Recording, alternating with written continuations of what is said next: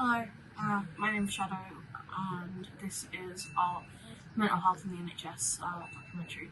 I've been in Hillingdon Hospital, Blue Zone, for 2.5, almost 3 days now. I am waiting for a bed in psych, and I overdosed on a crap ton of opioids and paracetamol. The medical side of this particular time has gone absolutely horribly. They have bruised up my wrist, which you can't see because of the poor lighting. This one I had to take out this morning, and I had to take it out because the doctors and nurses refused to, despite the fact that it was causing me a lot of pain. And I had to tell them that regardless of what they thought was better, I needed to take it out, and that I wasn't going to take no for an answer that time. This is my Blahaj that I've named Lily after my baby sister, and it's been a great comfort for me. Yeah, welcome to my older, I guess. I'm in between assessments to see where I fall on the Mental Health Act criteria. So at the moment I'm considered voluntary, which means I want to be in. He's kind of gay. However, I need one more med rank to basically be like, yeah, no, this bitch needs to be in the ward, and then I will be bumped up the waitlist to be an urgent priority, and that would be for section 2 most likely. However, there is a chance they would move me to section 3 instead. Any of those I would not mind at this point in time. However, I was woken up at 5 AM. It is 2:36 PM.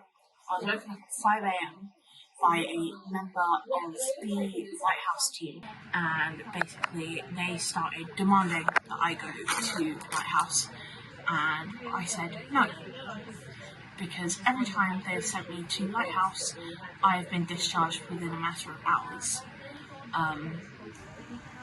even when it's genuinely dangerous for them to do so. They did not care. So I have refused to go to Lighthouse this time, and I spoke to a member of psych about an hour ago, if that, and they were the ones who informed me that as of right now I'm still voluntary, waiting for a second med rec, so I'll probably have another member of psych come in later, or perhaps tomorrow, and talk to me about everything, and I'm just going to be completely honest with them again, and we're going to reaffirm that the treatment plan that we had agreed on, me and the psych team, that is what is happening, and anything besides that at this point, they will be informed that it is medical negligence. Update for the mental health journey. They ended up agreeing to put me in our local psychiatric unit.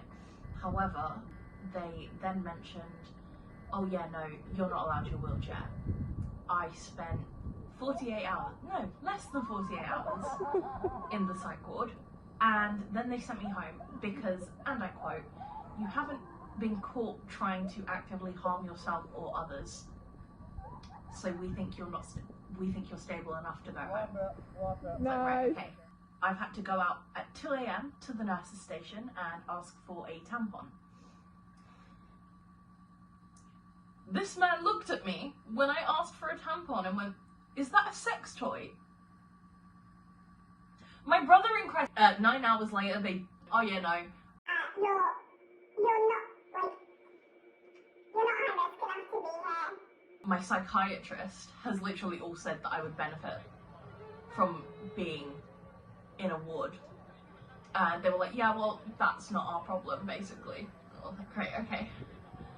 So I had to call my wife and be like, hey babe, I know you were planning on going to uni today.